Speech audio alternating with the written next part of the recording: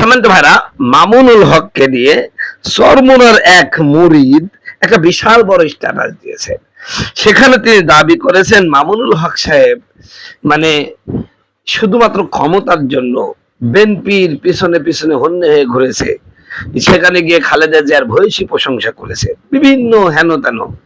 তো ভাই, কথা তো ঠিকই। মামুনুল হক তোমাদের মতন তো ওই অদূরদর্শী রাজনীতিবিদ না, তিনি দূরদর্শী রাজনীতিবিদ। কারণ তিনি ছোট দল কিভাবে নিজেকে প্রতিষ্ঠিত করতে হবে সেই কাজটা তিনি করেছেন এবং সুন্দরতম করেছেন, যা আজও পর্যন্ত। তোমাদের তো ইসলামী ইসলামী আন্দোলনের জন্ম তো প্রায় 30 বছর হয়ে আসলো, এখনো তোমরা যা করতে পারো নাই, মামুনুল হক 1 বছরে তা করেছেন। সুবহানাল্লাহ, আলহামদুলিল্লাহ, আল্লাহু আকবার। তো মামুনুল হকের এই যে উন্নতি, এটা সহ্য না করতে পারে আমাদের চরমুনার এক চৈরু মুরিদ। তিনি এমন একটা বক্তব্য লেগেছে এবং একটা ছবি শেয়ার করেছে। আমি স্ক্রিনে ছবিটা দিয়ে দেব, আপনারা দেখে নেবেন। তো আমি তার এই বক্তব্যগুলো আপনাদের সামনে হুবহু তুলে ধরতেছি যে ওদের কি পরিমাণ চুলকাছে। ভাই, তুমি ভুল করেছো, তোমার ভুলের সাথে আরেকজন ভুল করবে কেন? ছোট দল প্রতিষ্ঠিত হলে প্রথমে কিছু লোকের সাথে সম্পর্ক তৈরি করতে হয়। ছোট মানুষ বড়দের সাথে থাইকেই বড় তো হয়। জামাত ইসলাম বড় দল, বিএনপি বড় দল। বিএনপি তো আর কাফের মুশরিক না, তারা তো মুসলমানই রে ভাই। তাদের সাথে ঘোরাঘুরি করেছে, কি হয়েছে? তো দেখেন, একটা ছবিকে কেন্দ্র করে চরমুনা কি পরিমাণে জ্বলছে। মানে আমি আমার বোঝানোর উদ্দেশ্য যে মামুনুল হকের উন্নতি আর চরমুনার অনুন্নতি, মানে ডিমোশন, এইটা নিয়েই আমি আজকে কথা বলবো। তার আগে চরমুনার এই যে জ্বলাটা, ওরা কি পরিমাণ জ্বলছে মামুনুল হকের উন্নতি থেকে, সেই জ্বলাটা আপনাদের সামনে পেশ করছি। এটা 5 আগস্টের পরের ছবি। ওই যে ছবিটা স্ক্রিনে দিয়েছি, কিন্তু ছবিটা ক্ষমতার লোভে বিএনপির পিছনে পিছনে ঘুরেছে। ক্ষমতার লোভে বিএনপির পিছে পিছে ঘুরেছে। বিএনপির রাজনৈতিক পারিবারিক সবগুলো প্রোগ্রামে গিয়ে বেগম জিয়ার প্রশংসায় পঞ্চভূত করেছে। বিএনপিকে আবু তালিবের সাথে তুলনা করেছে। এমনকি ক্ষমতার লোভে 5 আগস্টের পরে উনি সর্বপ্রথম বেগম জিয়ার সাথে দেখা করেন। এরপর যান জামাতের মগবাজার অফিসে।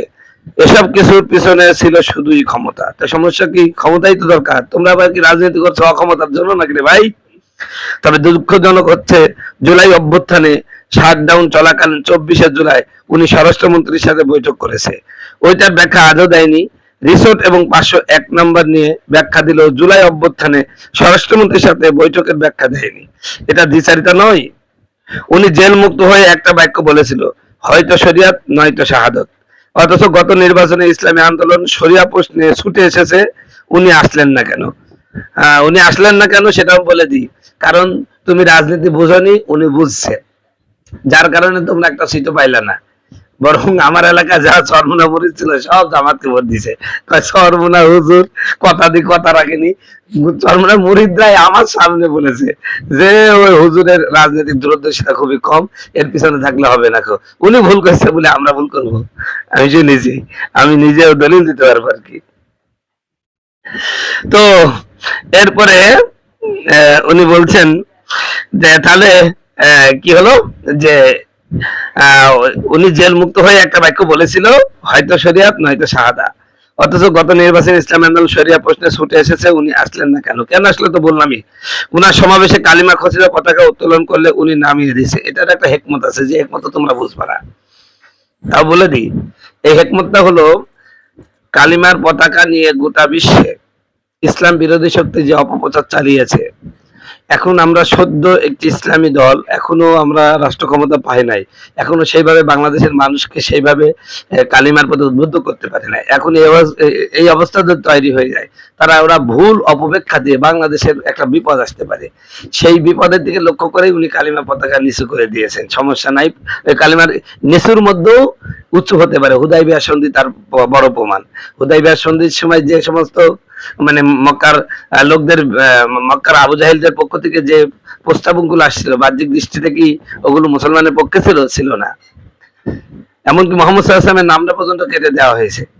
নবী সাল্লাল্লাহু আলাইহি ওয়াসাল্লাম সেটাও মেনে নিয়েছেন এবং কেটে দিয়েছেন। কেটে দেওয়ার পরেও নাম উঁচু হয়েছে। তো কালিমার পতাকাটাও এরকমই, এখন নিচু হচ্ছে, সামনে উঁচু হবে ইনশাআল্লাহ। ইসলামী আন্দোলন এবং জামাতের মধ্যে যখন সমঝোতা নিয়ে ঝামেলা চলছে, ওনাকে দায়িত্ব দিয়েছে সমন্বয় করতে, কিন্তু উনি কি ভূমিকা রাখছে? বরং উনি মিডিয়ার সামনে বলছে ইসলামী আন্দোলনের জন্য সমঝোতার দরজা বন্ধ। যাই হোক, গত নির্বাচন হয়েছে পাতানো। লন্ডন বৈঠকে সিদ্ধান্ত হয়েছে কোন দল কয়টা আসন পাবে, কে সংসদে যাবে, কে যাবে না। সরকারি দল, বিরোধী দল, ইউনূস, আমেরিকা, শফিক, তারেক মিলেমিশে সিলেকশন করেছে। 12ই ফেব্রুয়ারি ছিল শুধু আইওয়াস, গত নির্বাচন হয়েছে অবৈধ। কথা হলো, যে লোক বিএনপি চাটলো, কিন্তু মাত্র 2টি আসন প্রস্তাব দেওয়াই জামাতের কোলে উঠছে, কওমি শাখার পাহারাদার হয়েছে। ওই দলের লোকজন অন্যদের সমালোচনা করার রাইট আছে? হ্যাঁ, অবশ্যই রাইট আছে। কারণ তোমরা ভুল করেছো, ও কেন ভুল করবে ভাই? 2টি পাইছে, তাও তো ভালো। জামাত প্রথমে 3টি ভোট পাইছে, 3টি আসন পাইছিল, অথচ জামাত বাংলাদেশের সবচেয়ে বড় দল। যদিও ইসলামী দল বা অন ইসলামী দলে এই ব্যাপারে মত পার্থক্য আছে, তিনি ইসলামী দল কিনা এ ব্যাপারে মত পার্থক্য আছে, কিন্তু নামে তো ইসলামী দল। সেই হিসাবে সে কিন্তু 3টে আসন পাইছে। আর উনি প্রথমে আইসি মাত্র, তার তো এখনো প্রত্যেকটা জেলায় মনে হয় কমিটি দেওয়া হয় না, তাও যে 2টা আসন পাইছে, এই দিত ভালো। তাও সমস্যাটা কি?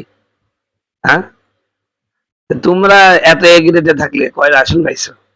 তোমার আমির, তোমার নায়েবে আমির সবাই ফেল করলো, পাশ করার মতন। যদি আমির নাইবে আমি পাশ করতো, তাও তো ভাই মান সম্মানের একটা বিষয় আমার বাঁচতো, যে ইজ্জতের আর প্রেস্টিজ থাকলো না রে। সেই মজিবার টুকুর ওয়াজের মতন তার বউকে যাই বললো, বউ রে, হুজুর সবার বাড়িতে খাচ্ছে, আমার বাড়িতে খাচ্ছে না, ইজ্জতের আর প্রেস্টিজ থাকলো না তো। তার বউ বলতেছে, তুমি বেনামাজি মানুষ, তোমার বাড়িতে হুজুর খাবে কিনা? একটা কায়দা করে যদি হুজুরকে আনতে পারতাম, তাহলে আমিও নামাজিদের কাতারে চলে যেতাম। তো তো শেষ পর্যন্ত যাই হোক, হুজুরকে দাওয়াত করে বাড়িতে আনছিল, যদি হুজুর খাইছে কিনা খাইছে।